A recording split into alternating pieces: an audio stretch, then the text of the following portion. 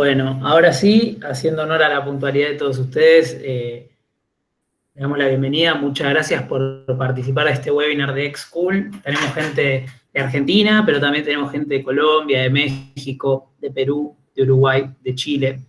Y quizás de alguna otra nacionalidad a la que le hayan hecho llegar la posibilidad de subirse a este webinar. Como para contarles un poco cómo va a ser la dinámica,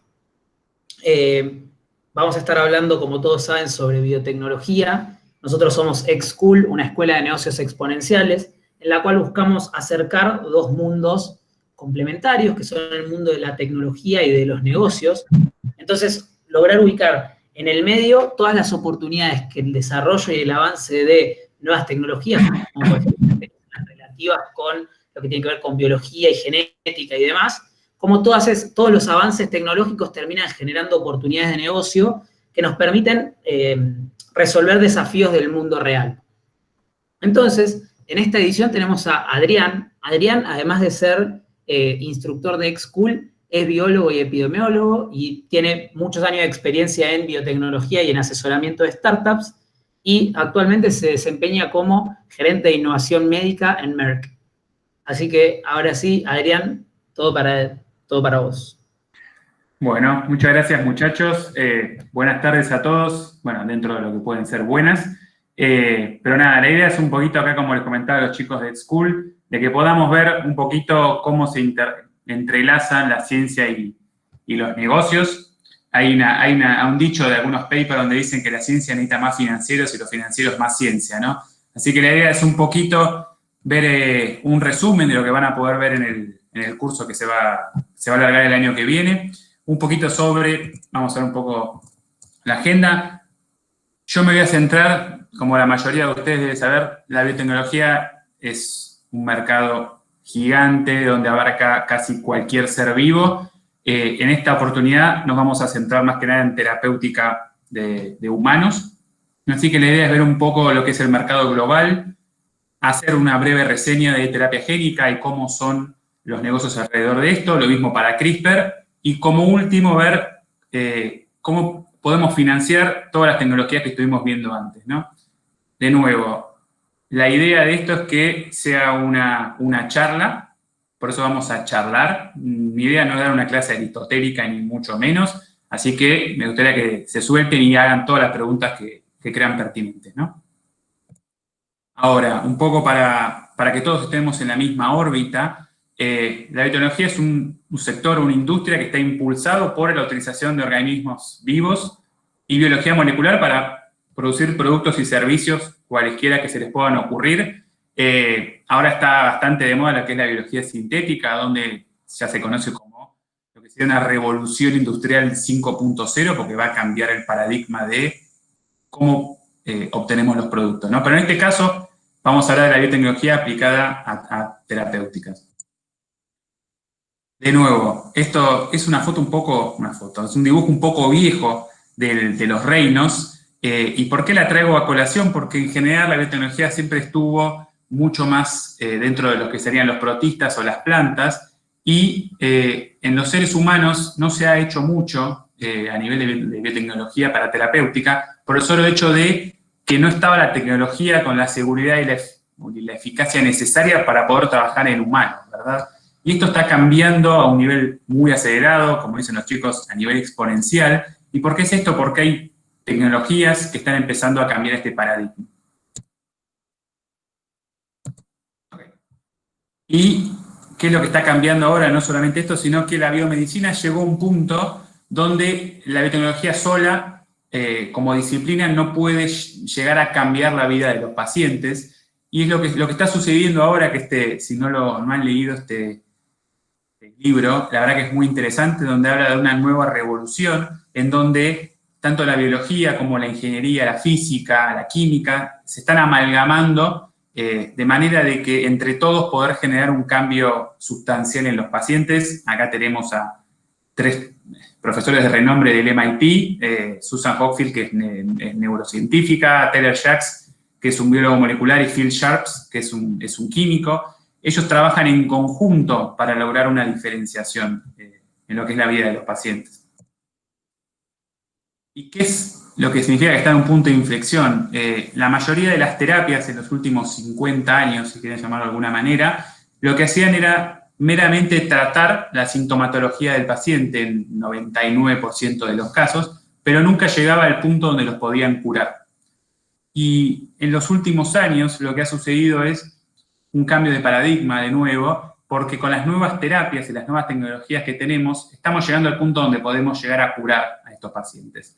Este es un caso, no sé si lo conocen, se llama Luxturna, es la primera terapia génica que fue aprobada por FDA para un tipo de patología, que ahora el nombre no viene al caso, pero es una patología que se llama homocigota, o sea que los dos genes, o las dos copias de los genes de este gen RPE65 están mutados, con lo cual causa una ceguera casi total en chicos, ¿no? Y lo que ya se ha probado, no tengo los videos para mostrárselos, pero hay un quote de una de las pacientes, acá que es la foto que pueden ver, que dice que cuando salió estaba nevando y esta chica pudo ver la nieve, ¿no? Que esa chica nunca había podido ver nada. Entonces, estamos llegando a un punto donde podemos cambiar radicalmente la vida de los pacientes ya al punto de poder curarlos, prácticamente, ¿no? Ahora, vamos a traer un poquito el negocio que viene atrás de esto, ¿no? Entonces, ¿cómo ve el mercado la biotecnología? Y la verdad es que hace, sabémoslo, 30 años atrás la biotecnología ni siquiera estaba en el mapa de lo que era el mercado de Estados Unidos. Y fíjense, que me pone el puntero, lo que pueden ver en azul, acá abajo, es un índice que se llama Arca Pharma. ¿Qué significa esto? La mayoría de ustedes deben haber escuchado hablar del SP500.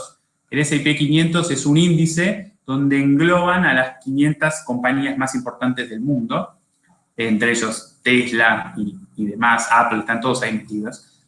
Pero tuvo tanta importancia la farma y ahora la biotecnología que se crearon índices específicos para agrupar este tipo de compañías. Quiero ir un poquito para adelante para mostrarles cómo está armado este tipo de índices. Por si quieren invertir, quiero que sepan que estos índices, ustedes pueden invertir en este tipo de índices y sacar un provecho, porque la verdad es que los índices de biotecnología están subiendo de una manera increíble, dando ganancias que en este momento están superando al software. Entonces, lo que acá podemos ver es que la farma tiene un ritmo estable de crecimiento, ya lo llamaríamos casi chato, desde el 94 hasta el 2019, hasta hace muy poquito. Fíjense que no hay mucho cambio en cómo están valuadas las compañías de la farma. Que hablamos de farma, hablamos de los laboratorios grandes, Abbott, Pfizer, Eli Lilly, J&J, todo este tipo de compañías. Y fíjense que la volatilidad, o sea, cómo cambian los valores de estas compañías, es mínimo en el tiempo. Ahora, si nos metemos en la curva roja, que es donde hablamos del índice de biotecnología, fíjense las subidas y las caídas que vemos, ¿no? Esto lo que nos da una idea es que es una industria de alto retorno, o sea, genera muchas ganancias, pero también de mucho riesgo y alta volatilidad. Y esto lo pueden ver en cómo es el cambio del precio de las acciones o de cómo se mueve el índice en función del tiempo. Esto obviamente genera a la mayoría de los inversores que no conocen este tipo de industria un resquemor a meterse acá, ¿no? Pero ahora después les voy a mostrar en un par de slides por qué realmente es un buen momento para generar una compañía de biotecnología o para invertir en compañías de biotecnología. ¿Por qué pasa esto? Pasa que en los últimos años, lo que podemos ver en el lado izquierdo, es el número de deals, o sea, el número de inversiones que se han realizado en Estados Unidos en empresas de life science. Cuando hablamos de life science, hablamos de biotecnología y de healthcare, o de lo que sería de salud, ¿no? Entonces, fíjense que esto no es una burbuja, sino que en el tiempo, el número de inversiones que se están realizando y por el valor que se están realizando, están en un aumento constante. Esto, para que lo sepan, es hasta mitad de este año, ¿no? Esto creció muchísimo más al día de hoy. Y la evaluación de estas compañías, o sea, cuánto vale o cuál es el potencial que tiene de negocio este tipo de compañías de biotecnología, también creció exponencialmente. Fíjense que hasta 2019, una evaluación promedio de una compañía, estamos hablando de 70 millones de dólares. Y en 2020 duplicó. Y esperamos en que en el tiempo siga creciendo aún más, ya que al día de hoy, esto va a sonar medio raro, ¿no? Pero la verdad es que la plata está barata en el resto del mundo y de esa plata está buscando inversiones. Y se ha visto que la biotecnología es un lugar muy atractivo para poder invertir. Me imagino, supongo que la mayoría de ustedes está o conoce lo que es la ley de Moore. Un poco para los que no les suena, la ley de Moore, Moore era un ejecutivo que lo que había dicho es que por cada año se iba a duplicar la performance o el número de transistores en un chip, con lo cual la eficiencia de procesamiento de datos iba a crecer exponencialmente hasta 2025, 2030. Ya se sabe que la ley de Moore ya no aplica porque estamos creciendo todavía más. Pero ¿qué pasa si queremos aplicar este tipo de leyes a la biotecnología o a la biofarmacéutica? Y acá se generó un nombre que se llama la ley de Erum. La ley de Erum es totalmente al revés. Cuando queremos analizar cuál es el número de drogas, acá aparece billón de dólares, por cada 1.000 millones de dólares que se gastan o se invierten en desarrollo, fíjense que desde el 1950 hasta el 2010, el número de nuevas drogas declinó de una manera, si quieren llamarlo lineal, pero sostenida en el tiempo. ¿Y esto por qué se generó? Es porque se empezó a complejizar cada vez más el desarrollo de nuevas drogas. Uno de los puntos bisagra fue el caso de la talidomida. No sé si a alguno de ustedes les suena, pero antes de la década del 70 no se hacían seguimientos de farmacovigilancia para las nuevas drogas aprobadas por FDA, y lo que se vio es que en estos pacientes, en realidad la talidomida era una medicación que se tomaba, que era un antiemético, que era para vómitos, en mujeres embarazadas, y la verdad que funcionaba muy bien para vómitos, pero lo que se vio en el tiempo es que había un alto porcentaje de niños que nacían de estas madres que tenían malformaciones. Entonces lo que se empezó a ver es que hacía falta hacer un seguimiento de este tipo de pacientes y hacer una farmacovigilancia mucho más, no restrictiva, pero mucho más cercana. Y después lo que se empezó a ver es que se empezó a complejizar a nivel regulatorio, las nuevas tecnologías, casi siempre la FDA o la EMA o cualquier ente regulatorio termina yendo muy por detrás de las tecnologías. Entonces, tarda en llegar a actualizar sus guías para poder aprobar estas nuevas drogas. Y eso lo que genera es muchísimos retrasos, muchísimas más complicaciones a la hora de generar un nuevo fármaco, sin contar con que las nuevas terapias que se llaman huérfanas son muy difíciles de tratar y demás problemáticas, ¿no? Entonces, lo que se ha generado es una nueva, obviamente la idea no es meterme con inteligencia artificial, ¿no? Pero para poder, de alguna manera, aumentar la velocidad o simplificar algunos pasos dentro del desarrollo clínico, hay un montón de nuevas compañías que se están empezando a generar en diferentes estadios del desarrollo clínico para poder ayudar a las biotecnológicas o a las farmas a salir más rápido al mercado, ¿no? Entre ellas están Atomwise, Incitro, Cíclica o Insilico Medicine, que son compañías que están utilizando algoritmos de inteligencia artificial para desarrollar nuevas drogas o para la reutilización de drogas viejas, ¿no? Entonces, piensen que con esto se está ahorrando muchísimo dinero y muchísimo tiempo. ¿Por qué es esto? Porque principalmente el de un desarrollo clínico, desde preclínico hasta que sale al mercado, estamos hablando de entre 200 y 400 millones de dólares. Con lo cual, cualquier posibilidad de disminuir ese gasto y el tiempo, que estamos hablando más o menos 10 años, si podemos sacarlo mucho antes, va a ser mucho mejor para el paciente y obviamente los costos van a ser menores. Entonces estas compañías están trabajando mucho con la farma. Ahora, estuvimos hablando un poco de que con la ley de ERUM se ve que se empezó a poner cada vez más desafíos al desarrollo clínico, ¿no? Y esto un poquito es para mostrarles cuáles son las diferentes etapas. La verdad, la idea no es ponerse muy en profundidad en esto después lo vamos a ver en el curso para los que les interese y si quieren anotar, ¿no? Pero tiene varias etapas en sí, es lo que sería el descubrimiento de una nueva droga, que es toda la parte preclínica o de ideación y preclínica, que es encontrar cuáles son las moléculas que tienen cierta utilidad clínica. Se hace primero, ahora se está haciendo mucho in silico. ¿Qué significa in silico? Se están intentando buscar cuáles son las mejores moléculas en una computadora, usando un algoritmo. Después se prueban en tejidos y después en animales. Y eso es lo que llamamos la fase preclínica, que suele tomar entre 3 y 6 años, dependiendo de la complejidad de la patología.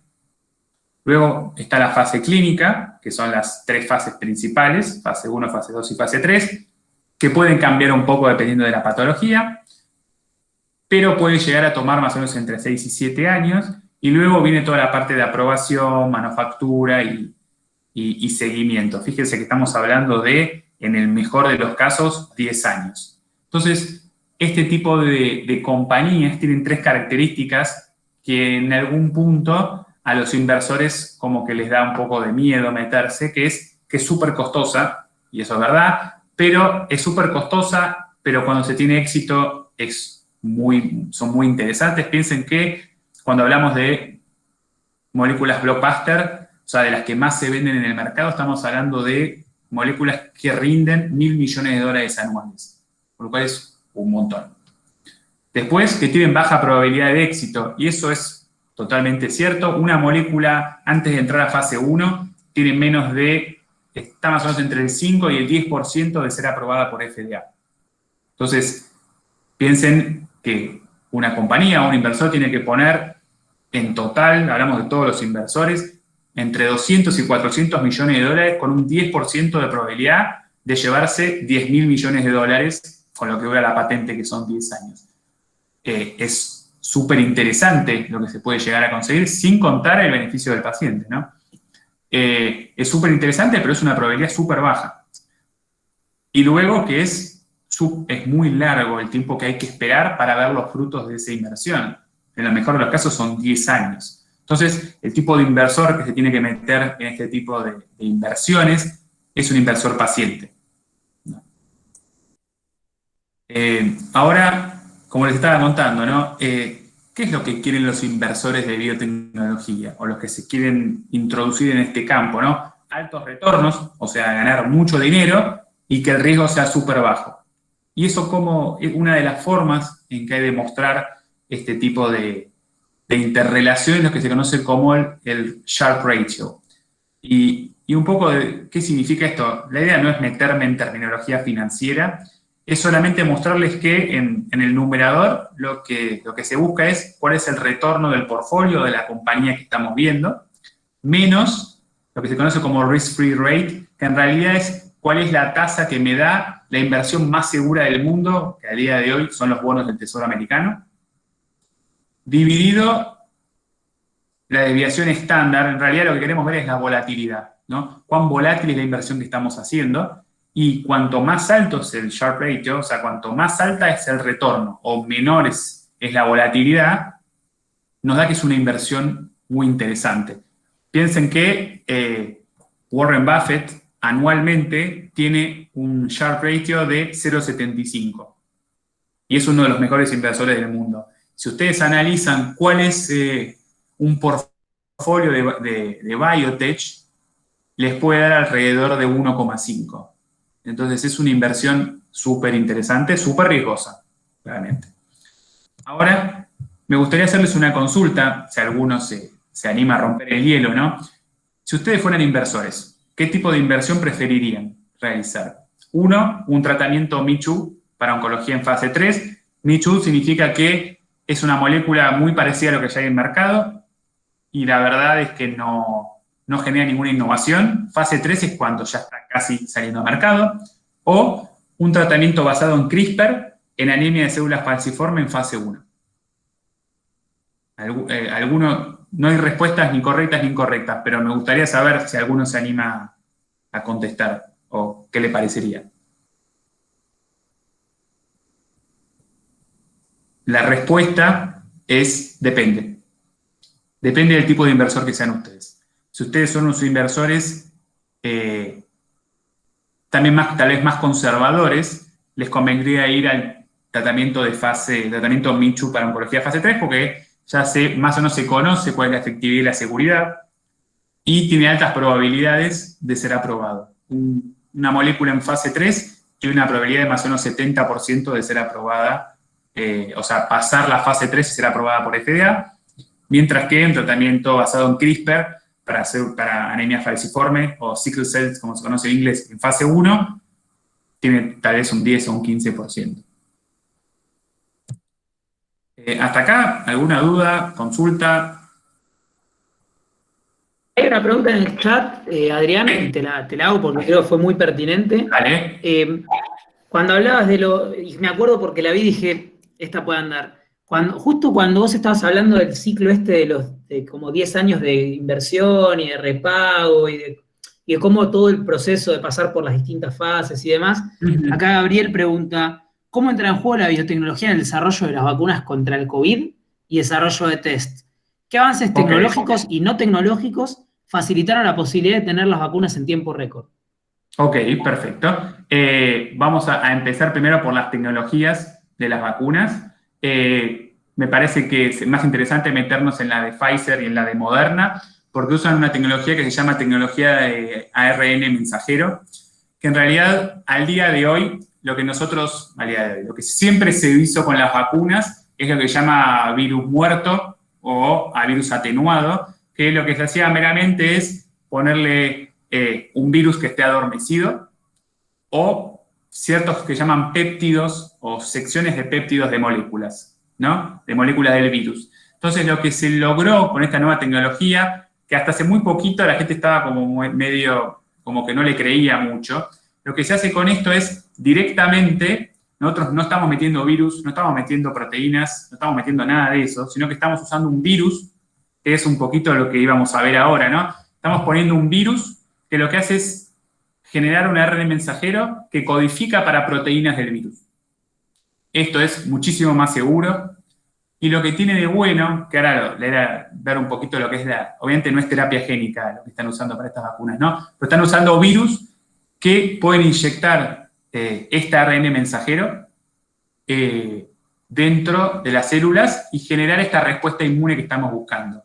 Ahora, ¿cuáles son las tecnologías que generaron que esto se masifique y se pueda conseguir una droga súper rápido? Primero y principal, que muchos laboratorios del mundo empezaron a trabajar en simultáneo y no trabajar en simultáneo y a trabajar en equipo en vez de trabajar como silos. Piensen que se pudo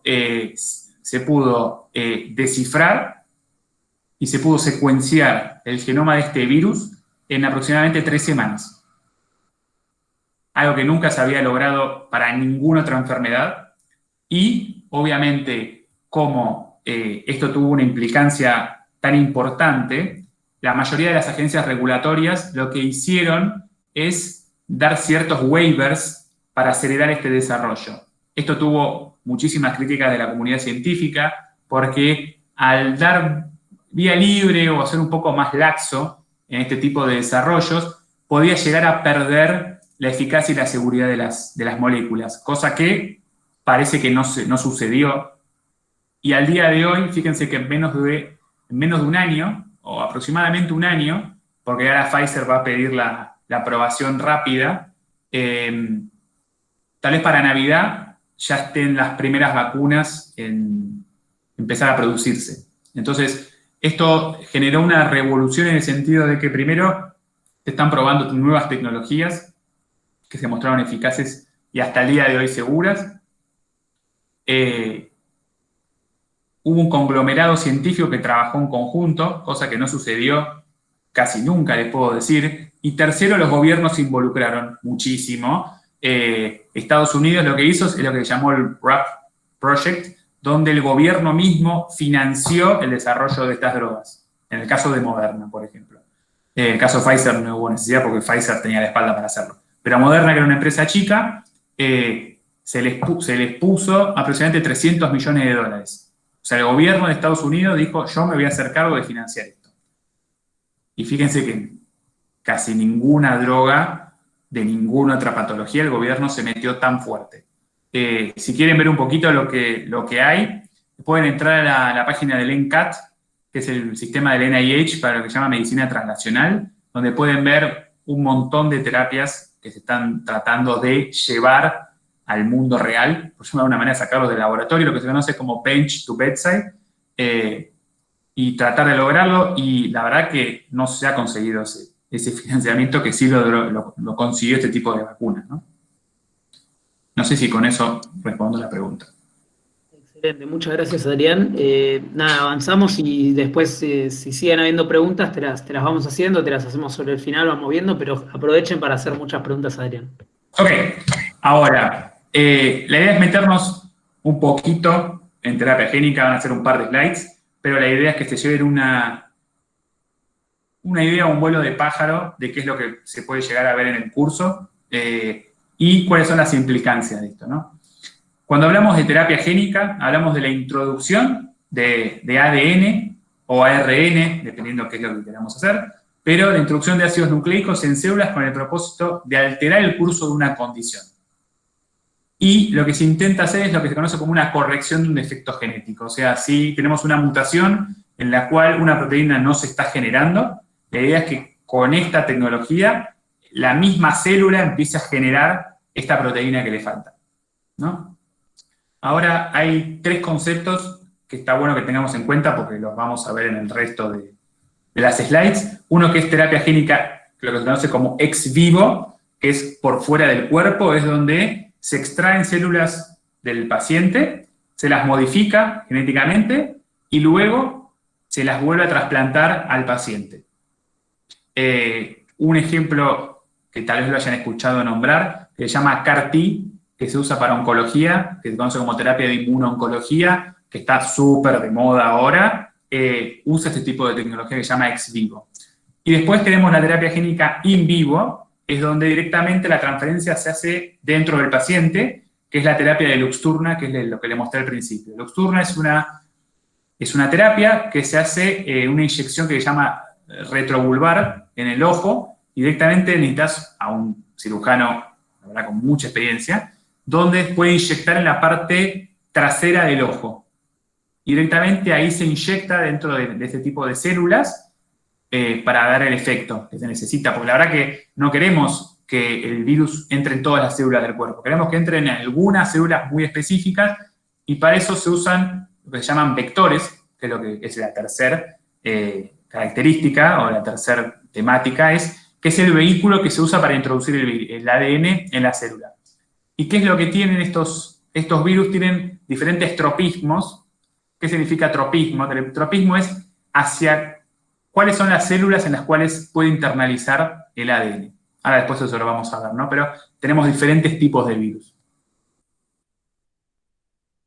Haciendo un poquito de historia, ¿no? La terapia génica, que parece que es súper moderna y nadie la conocía hasta hace 5 o 10 años, la verdad tiene muchísimos años, la verdad tiene más de 30 años en el mercado, pero ¿qué fue lo que pasó en fines de la década del 90? Se hizo el primer trial, o el primer estudio con terapia génica, ¿no? Y lo que se buscaba era tratar de mejorar una patología, que no importa el nombre, es ornitina transcarbamilasa, que es una enfermedad genética que afecta específicamente el hígado y que hace que el paciente no pueda metabolizar el amoníaco, ¿no? Que es el producto de la degradación de las proteínas. Entonces, lo que se hizo fue utilizar un vector adenoviral con una copia del gen wild type, o el gen no mutado, y se empezó el estudio, ¿no?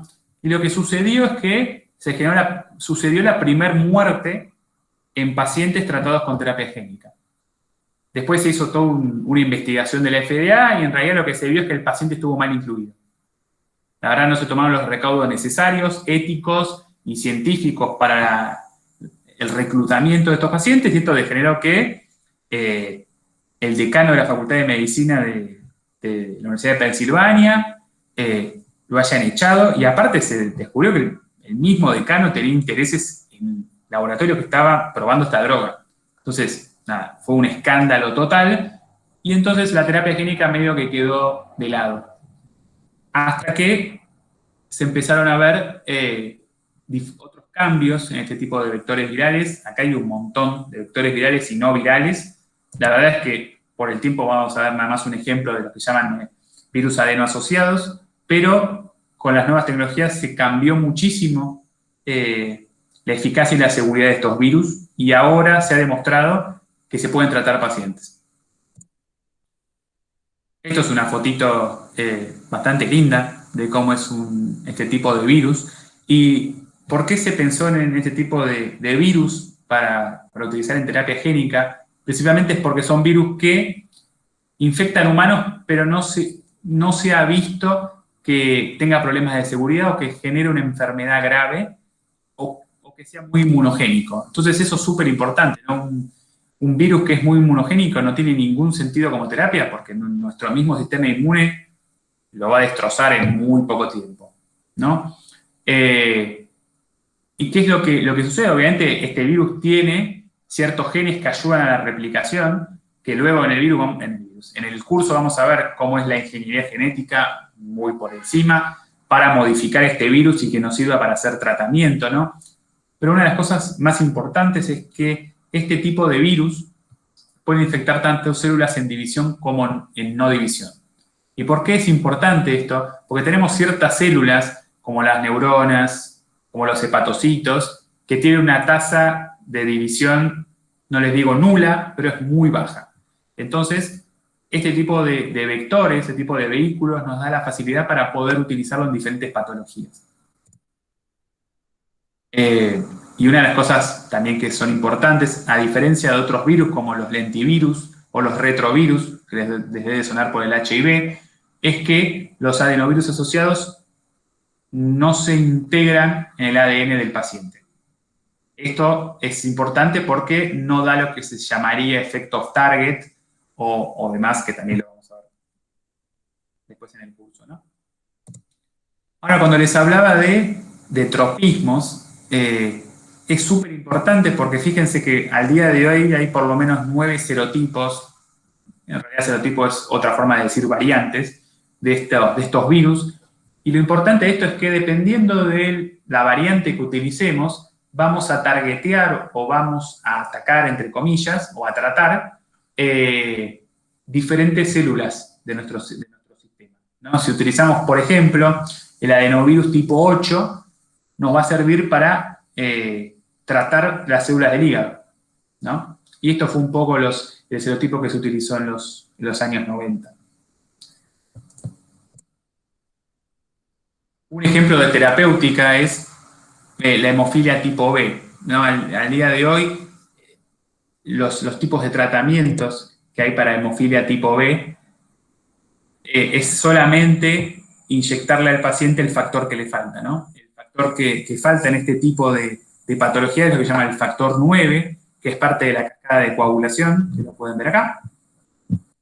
Y lo que tiene es que está ligado al cromosoma X, con lo cual es súper importante a nivel de los padres, ¿no? En este caso, los dos padres tienen que tener el virus mutado, el gen mutado para generar este tipo de patología, pero fíjense que la prevalencia es de 1 cada 40.000 hombres. O sea, tiene una prevalencia media bastante importante y esto va cambiando en diferentes países del mundo.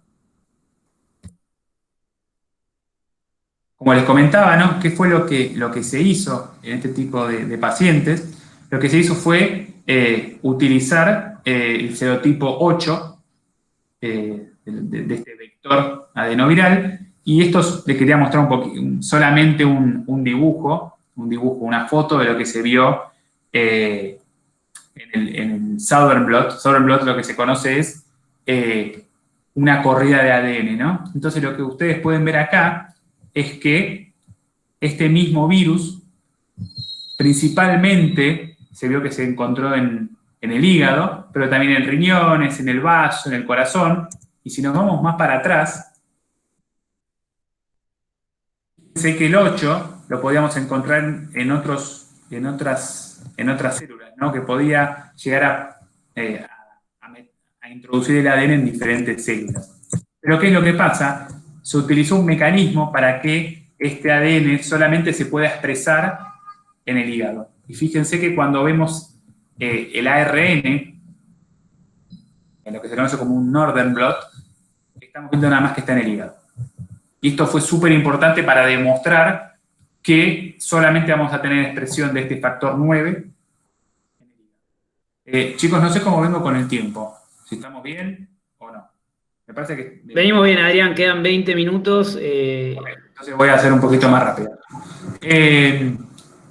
Ahora, la tecnología parece buenísima, pero ¿realmente hay interés de la industria para fabricar este tipo de terapias? Y la verdad que sí. Fíjense, todas estas compañías, algunas grandes, a otras no tanto, fíjense el número de terapias génicas o terapias genéticas que están haciendo el día de hoy. Sarepta, que es una biotech, dentro de todo chiquita, mediana, está realizando estudios en más o menos 14 terapéuticas, ¿no? Y acá tenemos a Novartis, una de las grandes, en más o menos 4 o 5, ¿no? Y es muy variado en el tipo de enfermedad que se está buscando, ¿no? Desde neuromuscular, oftálmica, de sangrado, etcétera, y en diferentes etapas del desarrollo, con lo cual hay muchísimo interés en desarrollar este tipo de tecnologías. Ahora, todos ustedes deben haber escuchado, aunque no sepan de qué se trata, lo que es CRISPR, y obviamente esta foto de las dos científicas, Charpentier y Doudna, que consiguieron el Nobel de Química este año por descubrir esta tecnología y hacerlo obviamente mucho más sencilla. La idea no es meterme muy en profundidad, esto lo vamos a ver un poquito en el curso, cómo es la estructura de esto mismo, de esta nueva tecnología, es meramente una proteína. Cuando digo meramente es porque se hizo de tal manera de que lo pueda hacer cualquier persona, y lo pueden ver en un documental de Netflix, que muchísima gente lo está haciendo. Es una proteína que se llama Cas9, que es una nucleasa, o sea, lo que hace es cortar ADN, y lo que tiene es esta misma proteína, interacciona con lo que se llama una guía de RNA, que lo que hace es, esta guía es complementaria a alguna sección del ADN que queremos modificar. Parece súper sencillo de contarlo, pero la verdad que tiene muchísimo background atrás para poder entenderlo, ¿no? Pero a nivel técnico es bastante fácil de hacerlo.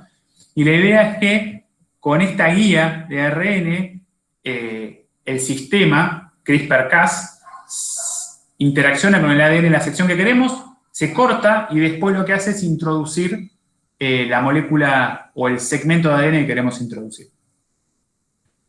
Ahora, parece súper sencillo, pero tiene algunas problemáticas, por lo cual en el día de hoy todavía no hay una terapia con CRISPR, ¿no? Tenemos un montón de otras empresas como CRISPR Therapeutic, Editas, hay un montón que están trabajando en esto, y el negocio es súper interesante. Pero me quería contarles un poco dos aplicaciones que hay. Una es para cáncer, en el cual nosotros podemos de alguna manera ir modificando lo que se llama una librería de genes, ir modificando con CRISPR los genes de estas líneas celulares y ver cuáles modificaciones me pueden dar targets válidos para tratar en cáncer.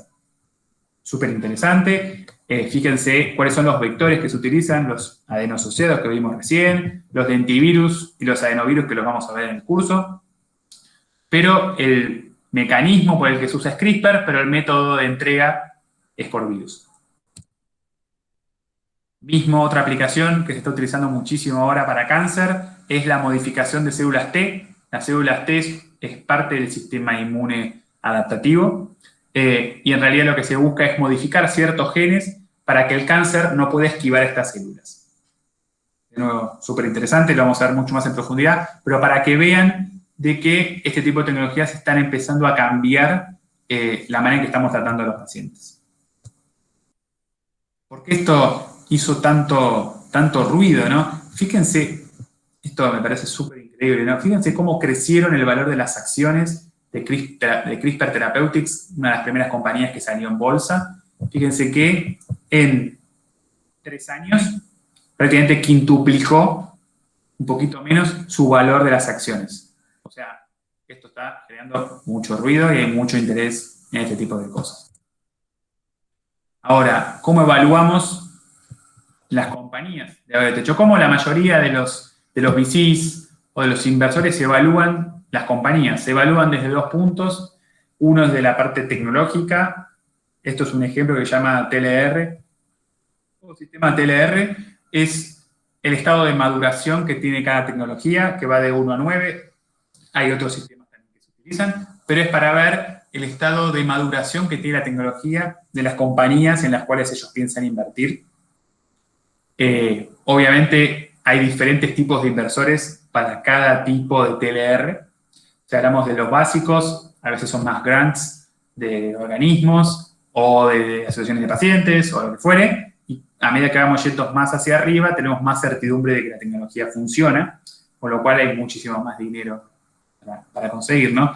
Y esto es una cosa que también les quería mostrar, es que desde el lado financiero se evalúa lo que es el riesgo y el revenue o el dinero que podemos conseguir, ¿no? Y esto es lo que llaman los niveles de riesgo e incertidumbre de Loy y Mueller, que son unos investigadores de ingeniería de finanzas del MIT, donde ellos lo que dijeron es que hay 5 niveles de incertidumbre en el desarrollo terapéutico, ¿no? Que va de certeza total a incertidumbre irreducible. Incertidumbre irreducible es prácticamente no sabemos qué va a pasar. Entonces, ¿por qué esto es interesante? Es porque si podemos encontrar cierta analogía con las fases clínicas. La incertidumbre irreducible es el preclínico, la ciencia básica, donde la verdad es que no sabemos si la droga va a funcionar. Hasta certeza total es aprobación de algún organismo regulatorio. Ahora, ¿por qué nos debería interesar esto de los niveles de incertidumbre? Nos debería interesar principalmente porque a cada nivel de incertidumbre tenemos diferentes inversores interesados.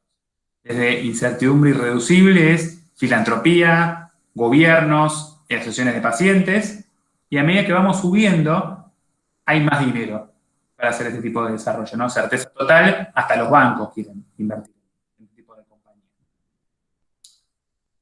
Ahora, cuando hablamos un poco de riesgo y retorno, quería hacerles 2 ejemplos, ¿no? Uno es cómo es un histograma, ¿no? de cuáles fueron los retornos de Pfizer, una farma ya totalmente instaurada, creo que al día de hoy es la que más factura a nivel mundial. Fíjense que los retornos, o el dinero que consiguen anualmente, o mensualmente en este caso, sirve una curva de Gauss en algún punto, ¿no? Donde el mayor número de retornos está siempre en la media, ¿no? Y si nos fijamos cómo fue variando este retorno en función del tiempo, fíjense que dentro de todo la variabilidad no es muy alta. Entonces esto nos da mucha más certidumbre de invertir en este tipo de compañías que tal vez en otras. Ahora, si vamos a otra compañía como Genentech, antes de que la comprara Roche, fíjense cómo es la dispersión de estas ganancias. O sea, tenemos una variabilidad en algunos casos del 60%. Entonces, fíjense que hay muchísimo riesgo involucrado, por eso la mayoría de los inversores le prestan mucha atención a esto y usan análisis bastante, en algunos casos, sofisticados para poder entender la potencialidad de este tipo de compañías. De nuevo, todo este tipo de cosas, un poquito más de análisis financiero, lo vamos a ver en el curso, la verdad que no daba aburrirlos con esto en este momento. Ahora, las tecnologías están buenísimas, pueden cambiar totalmente cómo tratamos a los pacientes, pero ¿cómo financiamos estas tecnologías, no? Y la verdad, esta es una curva clásica de financiamiento. Entre ellas tenemos lo que se llamaría early stage, donde tenemos los inversores ángeles, crowdfunding. Tal vez en biotecnología no se utiliza porque necesitamos mucho dinero para empezar, y el crowdfunding, la verdad que funciona más para software, porque no se consiguen los valores que se necesitan. incubadoras o aceleradoras, que son en algún punto los que ayudan a generar desde la idea hasta el primer MVP. Cuando hablamos de MVP es el producto mínimo viable. En el caso de biotech es un poco más difícil conseguir eso, pero es aunque sea una prueba de concepto, ¿no?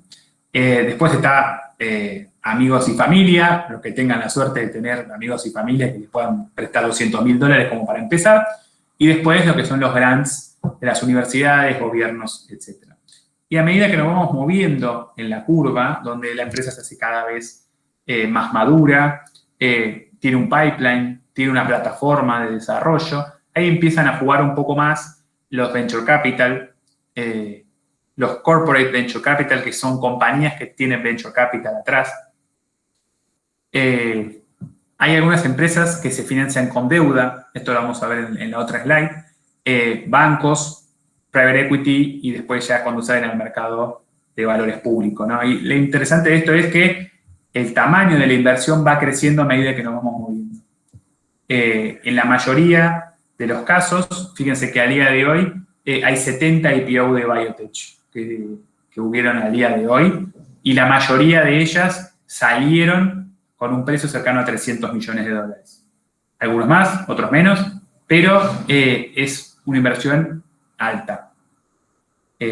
Algunos han conseguido muchísimo más.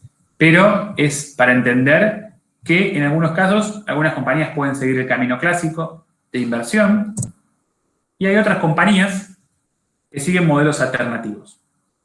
Por ejemplo, BridgeBio es una compañía que usa inteligencia artificial para desarrollo de drogas, está en Estados Unidos, que en vez de seguir el camino clásico de ir a un VC o alguna otra persona que le pueda prestar plata o quiere invertir en ellos, aparte de un equity o lo que fuere, lo que hicieron ellos es usar un modelo de deuda. Lo que hizo esta compañía es generar bonos con una tasa de pago anual X. Y lo que hicieron fue generar los bonos BridgeBio y esos bonos los vendieron.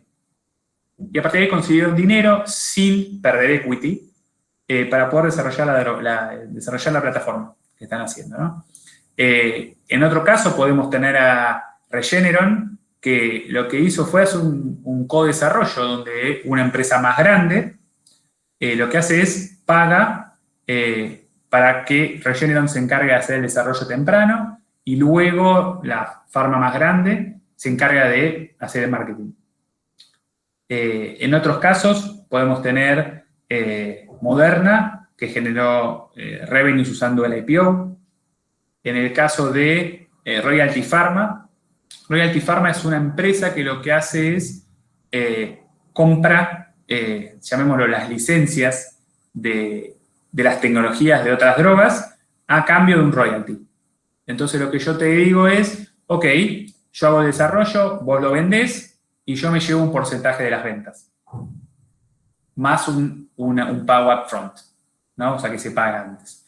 Y después un vehículo que tal vez no lo hayan escuchado nombrar, pero que se conoce como SPACs, y lo que se llamaría Reverse Merger, ¿no? En algún punto, lo que hace una compañía es comprar otra compañía. El SPAC es un vehículo financiero donde lo que hace es una entidad que no existe, por eso es un vehículo financiero, con X cantidad de dinero, y lo que hace es comprar a una compañía para que esta compañía tenga el dinero necesario para poder trabajar. Nada, esto igual lo vamos a ver con más detalle en el curso, pero para que sepan de que hay diferentes modelos en los que uno puede financiar su compañía. En el caso que alguno de ustedes tenga intenciones de empezar una compañía de biotech. De nuevo, takeaway messages. Así, supe un dicho que dice que el software se estaba comiendo al mundo. En este caso, la biotecnología se está comiendo al software, ya que las ganancias que se están obteniendo por biofarma están superando a la del software al día de hoy. Es un área, una industria de alto riesgo y alta recompensa a largo plazo si uno tiene la templanza de esperarlo. A nivel de los pacientes y de las patologías, tiene una potencialidad de poder cambiar a nivel de hoy el paradigma de lo que es una enfermedad y poder curar al paciente prácticamente. y esto obviamente es una cosa, es una opinión mía, ¿no? Hay muchísimos interesados en participar de esta revolución, mucho más de lo que había años atrás, con lo cual, si alguno de ustedes tiene intención de invertir o de arrancar una compañía de bio, este es el momento de arrancar una compañía de bio. Así que, nada, esto es todo lo que me quería compartir con ustedes. Y si tienen alguna duda, consulta. Si no quieren hacerla ahora, me pueden buscar por LinkedIn, por Adrián Rubstein, y me hacen una consulta o lo que necesiten. Y muchas gracias por escucharme. Adrián, la verdad que un lujo, fue un montón de temas y todos con una gran explicación. Así que nada, agradecerte por el espacio.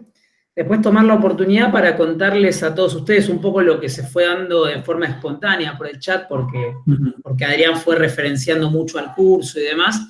Contarles que vamos a estar haciendo un curso sobre biotecnología, en donde obviamente vamos a profundizar bastante en lo que tiene que ver con todos los temas que vimos en este encuentro. Básicamente, como se podrán imaginar, en 45 minutos más o menos que estuvo hablando Adrián, el pantallazo es un pantallazo bastante amplio. La idea es profundizar un poco algunos detalles y demás, pero el curso sigue siendo un curso corto e introductorio. No esperamos que salgan del curso pudiendo secuenciar un genoma o cosas por el estilo, sino que puedan entender cómo pueden utilizar esas herramientas que hoy en día están a su disposición para resolver el problema del mundo y que eso les permita generar negocios rentables y sustentables a lo largo del tiempo, ¿no? Como para contarles un poco lo que es nuestra propuesta, son cursos cortos en los cuales Adrián va a estar exponiendo y contándoles un poco sobre su perspectiva, ustedes van a poder interactuar con él de manera constante y demás. Y como creemos muy importante el hecho de maximizar el valor que ustedes pueden sacar de alguien como Adrián, además, como parte de los cursos vamos a estar ofreciendo office hours, que son espacios externos al horario del curso, en el cual el aula directamente se invierte.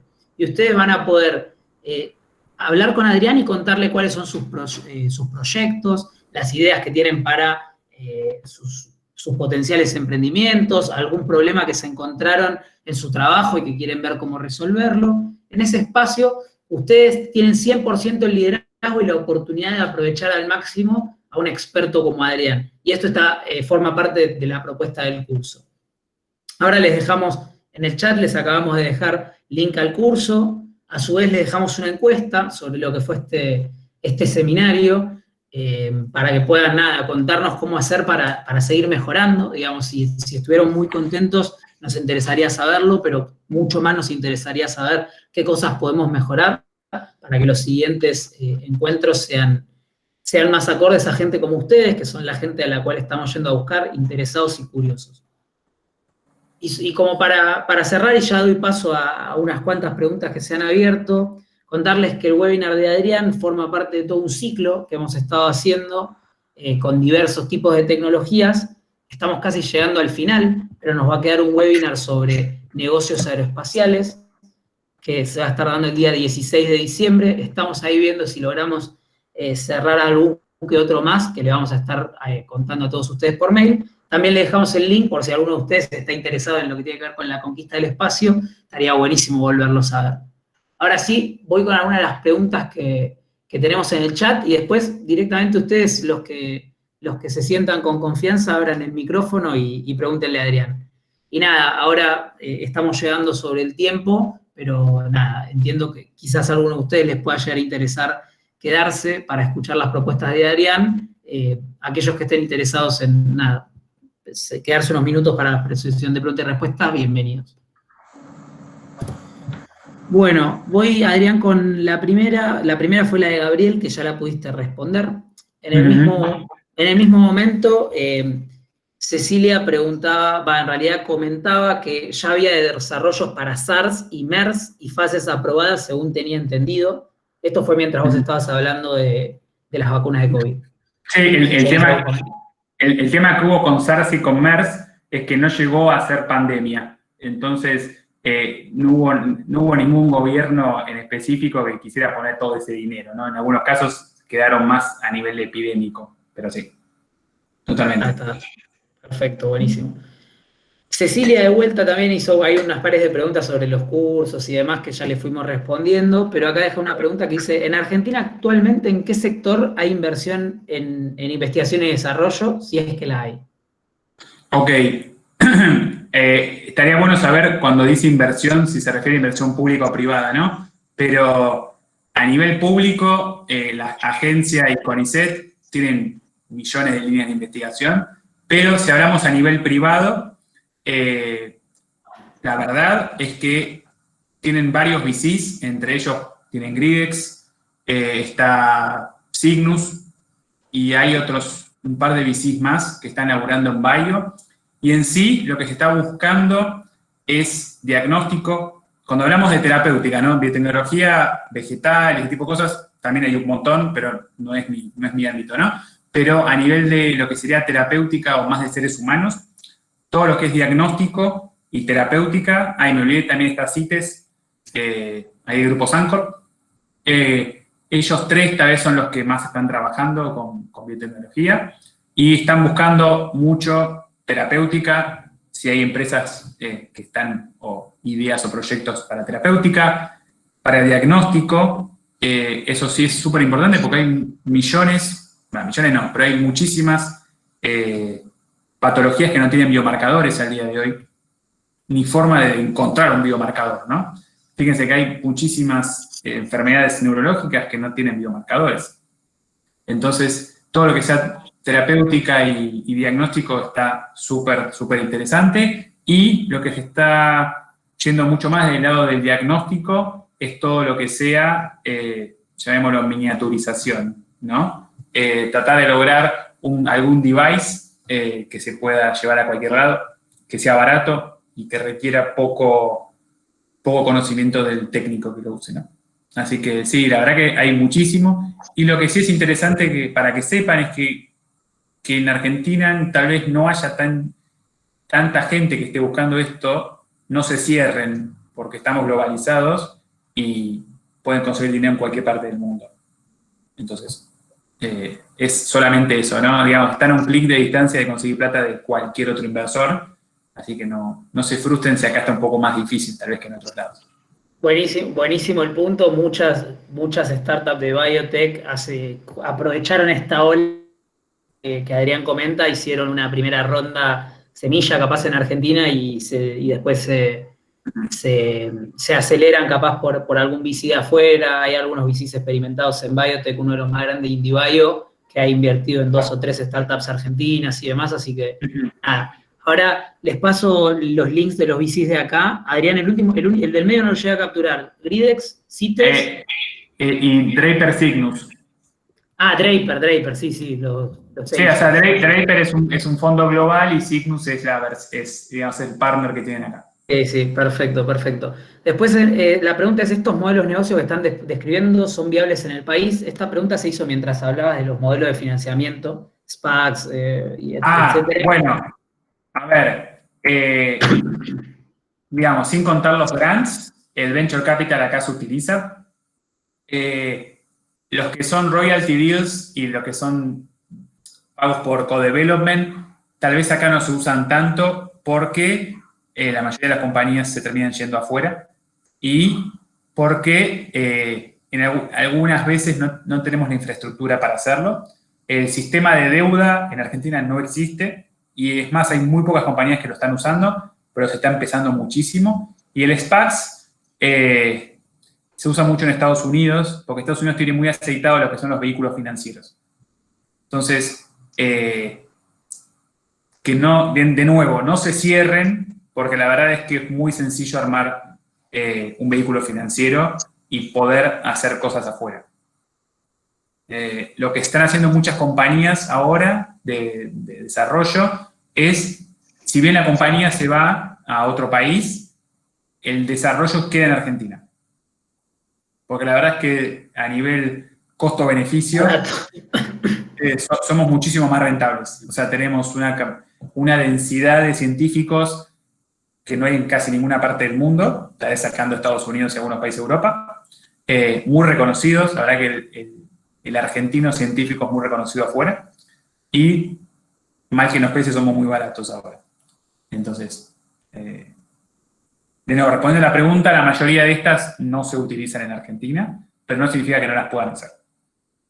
Sí, ahí como para complementar, los vehículos en Argentina en general están mucho más enfocados para todo tipo de emprendimiento, en lo que tiene que ver con capital semilla. Hay algunos venture capital como los que le estamos comentando. La realidad es que mucha de la inversión, cuando tenemos startups de alto potencial que pueden escalar y obtener las valuaciones que Adrián comentaba y demás, en general se suele hacer una primera ronda acá y rápidamente hacer un salto a algún mercado un poco más estructurado en términos de organismos financieros y demás.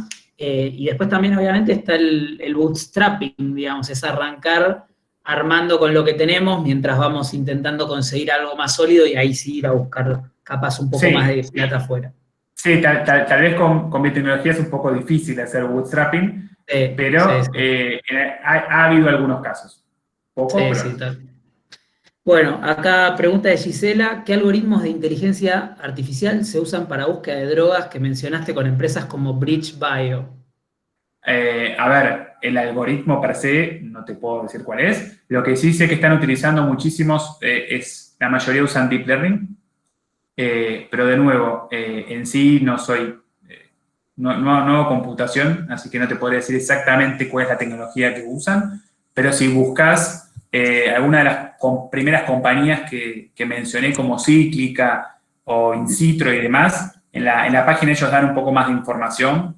Obviamente no te van a dar el secreto de la salsa secreta de McDonald's, pero hay varios papers donde se pueden buscar un poquito más en profundidad. Pero la verdad es que no te puedo decir específicamente cuál es la tecnología que usan.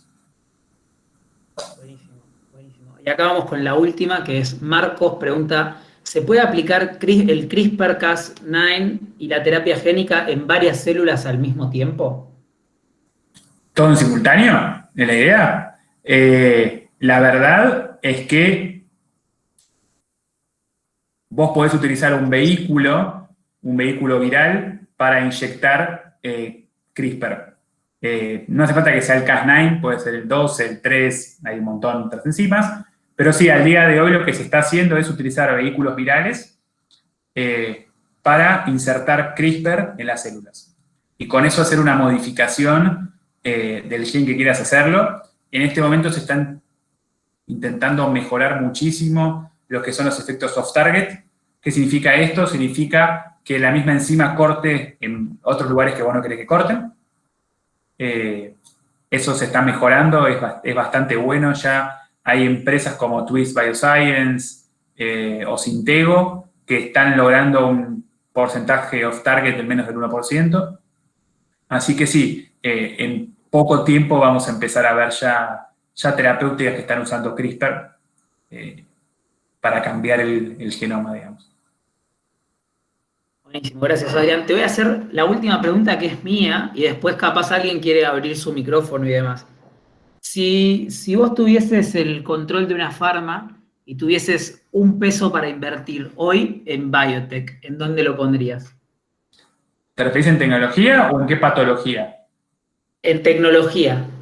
Y si querés, respondeme por las dos puntas, me gusta. Ok, en tecnología, en alguna de estas dos que les acabé de nombrar. Es más, si quieren buscar al doctor Church de Harvard, el tipo es uno de los expertos en virus adeno-asociados.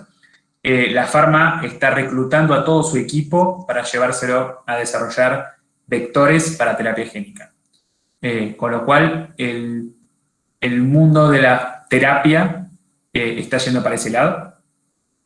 Ahora, si me decís en qué patologías me metería yo, enfermedades huérfanas. ¿Por qué enfermedades huérfanas? Porque no tenés competencia, al día de hoy en la mayoría. Y segundo, si armás un portfolio de drogas huérfanas, haces eso que se llama un de-risking. En finanzas se usa como disminuir el riesgo de una inversión altísimo. Entonces, vos en un portfolio de drogas huérfanas que el desarrollo es mucho más barato porque como son huérfanas, puedes hacer estudios de muchos menos pacientes, podés invertir en 50 proyectos con 200 millones de dólares y tener la posibilidad de pegarle con muchísimas drogas y tener una ganancia súper grande. En 2 palabras, ¿qué serían patologías huérfanas? Patologías huérfanas, estamos hablando de drogas que tienen una prevalencia menor a 1 cada 200.000 y según el acta de drogas huérfanas de Estados Unidos es que tampoco haya ninguna terapéutica. O sea, no haya ninguna droga para esto. Por ejemplo, lo que se conoce como anemia de células falciformes, al día de hoy no hay nada, o nada que yo conozca, y se está utilizando CRISPR para esto mismo, para cortar el pedacito del gen que funciona mal. Excelente, excelente. Me quedó súper claro. Bueno, no tengo más preguntas en el chat. No sé si alguien tiene ganas de abrir el micrófono y hacerle directamente alguna pregunta a Adrián, y si no, ya los liberamos.